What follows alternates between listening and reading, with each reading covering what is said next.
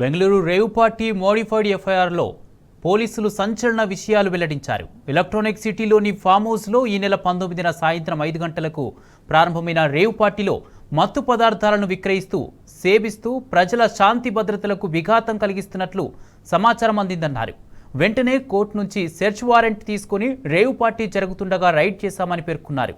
కొంతమంది డాన్స్ చేస్తూ మరికొందరు ఫామ్ హౌస్ చెట్ల మధ్యలో కూర్చొని డ్రగ్స్ తీసుకుంటున్నారని వెల్లడించారు. వాళ్ళ దగ్గర నుంచి MDMA పిల్స్, కొకైన్, హైడో గాంజా వంటి డ్రగ్స్ స్వాధీనం చేసుకున్నామని చెప్పారు.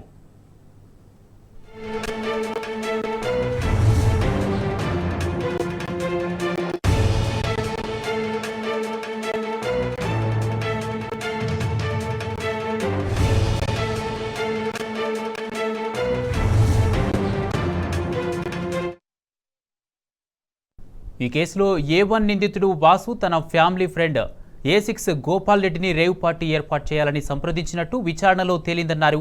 గోపాల్ రెడ్డి తన GR ఫామ్ హౌస్లో పార్టీ చేసుకోమని చెప్పడంతో A2 అరుణ్ కుమార్ పార్టీ ఏర్పాట్లను చూసుకున్నాడన్నారు.